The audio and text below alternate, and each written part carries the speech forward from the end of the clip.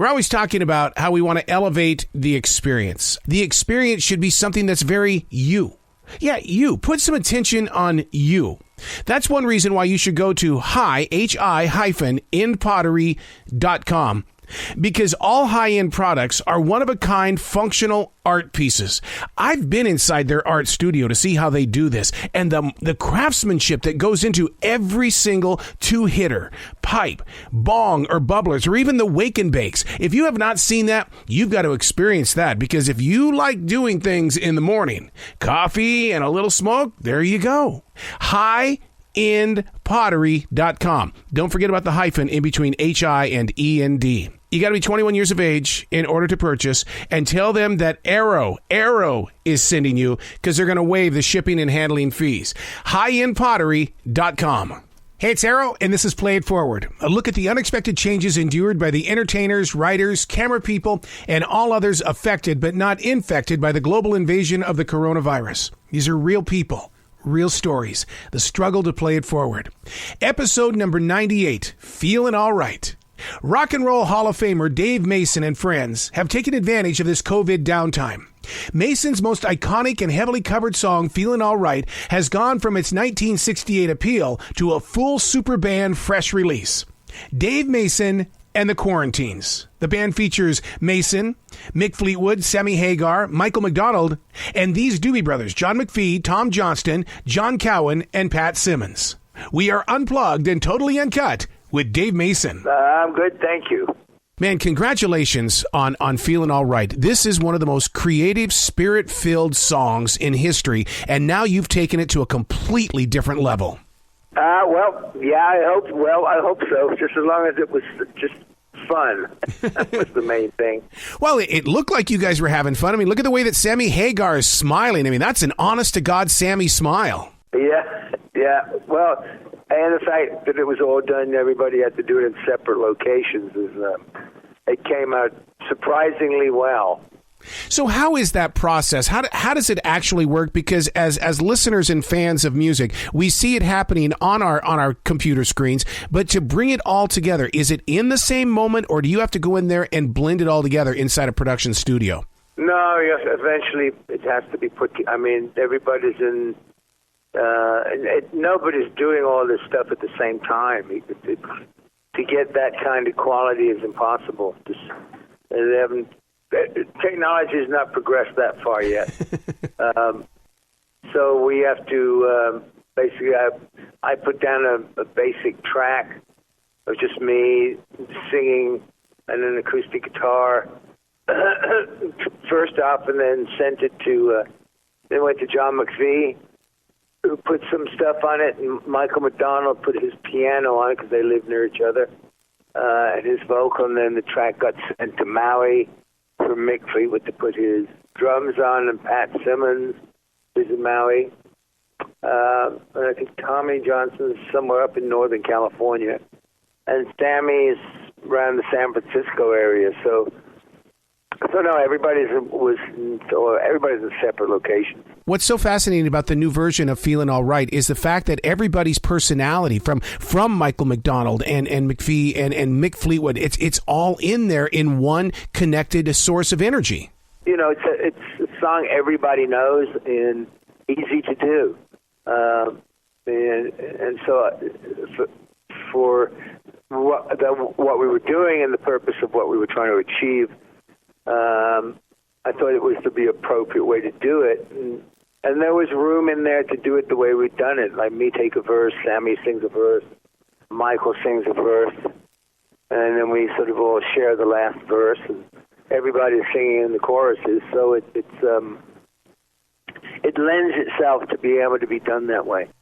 Did you feel like a fan of music when you were watching Sammy and even Mick on the drums and things like that? Because, I mean, even though it's your song, it's your project, it's like here are these people who've all had an impact on millions of lives connected together in this one song. Oh, no, it's great. I mean, the fact that they all agreed to want to do it in the first place was amazing. So, yeah. Well, there's got to be other songs that you're going to be putting together. Do you feel that in your heart that so you can invite other musicians, or because it can't stop at one song? This is too incredible of a moment. Well, Trying to gather up musicians sometimes is like herding cats, okay? So, it's a little, I mean, right now this was just a one-off. I mean, and then I've got people saying, on my Facebook going, "Oh, this is great. When do we see the band? When do we see this band live?" Yeah. So, I don't know. I really honestly have no idea whether I'll be able to, pull this off again. It might be just a one-time thing, but who knows? I don't know. You got to talk to me about the strength of your voice. How have you kept it so preserved and so magical in a time when we're all losing our voices, but you haven't? Gosh, to be honest with you, I have no idea. I don't know. I'm just fortunate in that I have it, and I constantly. I mean, I work a lot. And basically, it's a muscle like anything else, and it needs to be used. So, but I guess in a lot of it, that I'm just fortunate. I mean, the voice is still intact, but the knees are starting to get a little painful. So now you've watched this song grow in so many shapes since 1968. As that creator of the song and the originator, what's that journey been like for you to see it go through this journey? Oh well, it's amazing. I mean, the song is. I mean, basically, the song really. The song really took on the life it took on when Joe Cocker did it. I mean, the point about the song is what probably people don't sort of realize at this point is really the song is the title's got a question mark to it. It's a question, and the song's about not feeling too good myself. That's what the song's about. And it comes at such a perfect time because we all know what's going on with the coronavirus and everything else. And now we've got the events that have happened over in Beirut. This is such a pick-me-up, but at the same time, it's also a healing song. Well, I hope so. I mean, that was just the basic, doing it together with all these guys was a way of just, putting a little something out there just to maybe, break up the day, put a smile on people's faces, especially with the video. For those that haven't seen the video, I mean, it's really seeing it being done is what has the most impact. Did you do a video on the side to where we can go back in there and watch as you guys did the individual shots and stuff like that? Like an outtake kind of tape, so that we can just watch all that magic come together. Oh yeah, it's out there on it's on my YouTube channel for one thing, or you just go to DaveMasonMusic.com. My website's DaveMasonMusic.com. Just go to there, and it's posted right on there. Yeah. Speaking of your website, we've got to give some love to Rock Our Vets, because a lot of our vets right now, I just talked about this on iHeartRadio this morning, that people that are feeling uncertainty and people that are being challenged, go sit down with a vet. They've been taught and they've learned how to work through those mountains. How can we give some love to Rock Our Vets? Well, a friend of mine had this charity running for a few years, and we're just a small, charity, but we're all volunteer. I have a dear friend, Ted Knapp, on the East Coast, that basically runs this, and there's some other musicians that have lent the support. But basically, yeah, we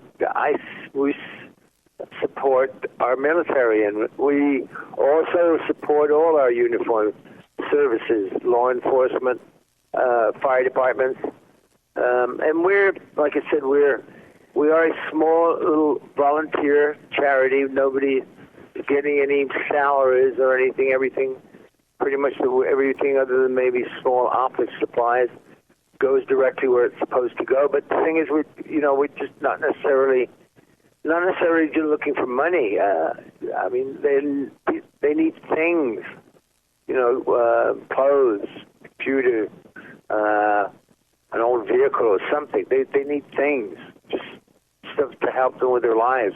And we try to fill a vacuum that unfortunately exists, which is a shame that the country basically itself doesn't take care of these people.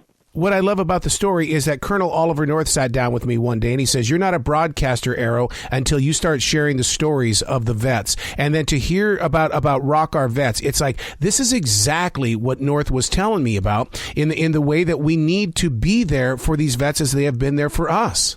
Oh, yeah. Well,